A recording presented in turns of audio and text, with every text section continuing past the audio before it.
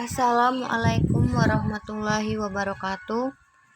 Perkenalkan, nama saya Ananda Regina Putri, perwakilan dari kelompok 13 dengan NIM 2020101043. Dengan anggota saya Resti Nopianti dengan NIM 2020101043. Baiklah, di sini saya akan menjelaskan materi yang berjudul waris,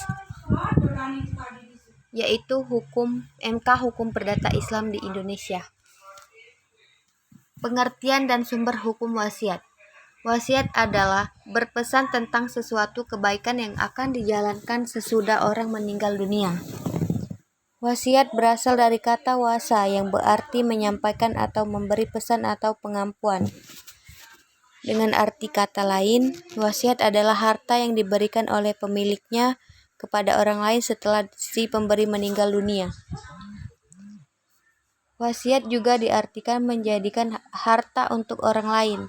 Arti kata wasya merupakan bentuk jamak dari kata wasiyah, mencakup wasiat harta.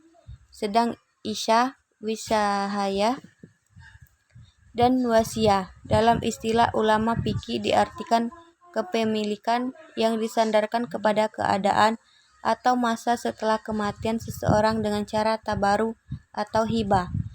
Baik sesuatu yang akan dimiliki tersebut berupa benda berwujud atau hanya sebuah nilai guna barang. Syarat-syarat dan yang tidak boleh menerima wasiat. Pertama, matinya orang yang mewariskan. Kematian orang yang mewariskan harus bisa dibuktikan baik dengan pemeriksaan teliti, terdapat saksi, hingga diberikan sudah meninggal dari pihak yang dapat dipercaya.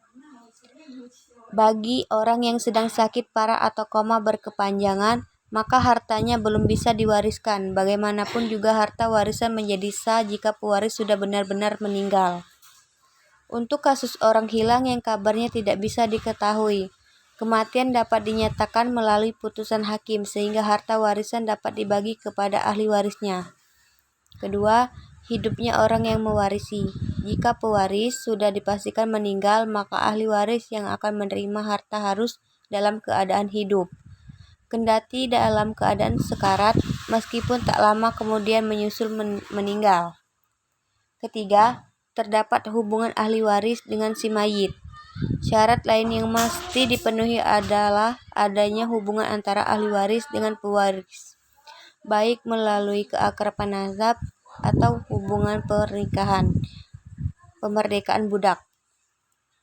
Namun, kendati memiliki hubungan tertentu yang menjadi ahli waris dapat menerima pusaka, terdapat penghalang yang membatalkan warisan. Misalnya, jika ahli waris membunuh pewarisnya, maka ia diharamkan memperoleh warisan sebagaimana sabda Nabi Muhammad, "Pembunuh tidak berhak mendapat apa-apa. Jika tidak ada pewaris yang lain, maka pewarisnya orang terdekat darinya, dan pembunuh tidak dapat mewarisi apapun." Hadis riwayat Abu Daud. Keempat, satu alasan yang menetapkan seorang bisa mendapatkan warisan secara rinci. Syarat terakhir ini ditetapkan oleh hakim untuk menunjukkan bahwa seorang adalah ahli waris yang berhak menerima warisan dari pewaris atau tidak. Pernyataan saksi saja tidak cukup, kecuali terdapat alasan pewarisan yang masuk akal. Sedangkan rukun waris terdapat 3 sebagaimana ditulis Muhammad Ajib dalam Fikih Hibah dan Waris tahun 2019 44-45 sehingga sebagai berikut. Orang yang mewariskan al-muwaris, yaitu orang yang meninggal dunia. Orang yang mewarisi al-waris, yaitu orang yang berhak memperoleh warisan dengan syarat-syarat yang sudah disebutkan di atas. Pusaka yang diwarisi al-maurus, yaitu harta peninggalan si mayit yang mungkin diwariskan. Jika salah satu dari rukun atau syarat yang sudah dipaparkan di atas tidak dipenuhi, maka pewarisan menjadi batal. Hal ini dikarenakan warisan adalah hak seseorang terhadap harta orang lain. Orang yang tidak memenuhi rukun dan syarat tidak berhak memperoleh kepemilikan pusaka mayit yang sudah meninggal. Batal wasiatnya. Yang pertama, Wasiat menjadi batal apabila calon penerima wasiat berdasarkan putusan hakim yang telah mempunyai kekuatan hukum tetap dihukum karena dipersalahkan secara memfitnah telah mengajukan pengaduan bahwa pewasiat telah melakukan sesuatu kejahatan yang diancam hukuman 5 tahun penjara atau hukuman yang lebih berat, dipersalahkan dengan kekerasan atau ancaman mencegah pewasiat untuk membuat atau mencabut atau merubah wasiat untuk kepentingan calon penerima wasiat, dipersalahkan telah mengelapkan atau merusak atau memalsukan surat wasiat dan pewasiat.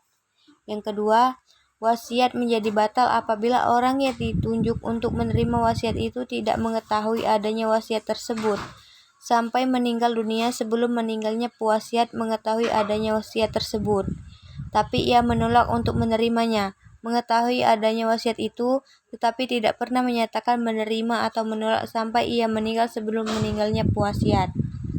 Ketiga, wasiat menjadi batal apabila yang diwasiatkan musnah. Jadi penjawab pertanyaan Anda, apabila penerima wasiat atau orang yang ditunjuk untuk menerima wasiat itu menolak untuk menerima wasiat, maka wasiat tersebut dinyatakan batal, sehingga tidak perlu adanya upaya lain untuk membatalkan wasiat tersebut. Yang selanjutnya, pencabutannya. Sebagai informasi tambahan, wasiat dapat mencabut wasiatnya selama calon penerima wasiat belum dinyatakan persetujuan atau sesudah menyatakan persetujuan tetapi kemudian menarik kembali.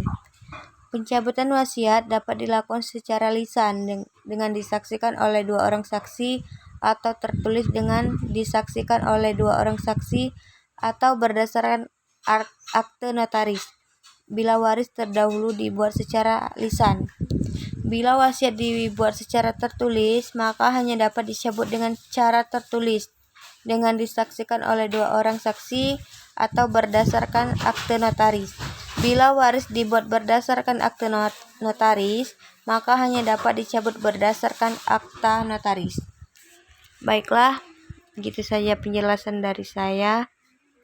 Saya akhiri. Wassalamualaikum warahmatullahi wabarakatuh.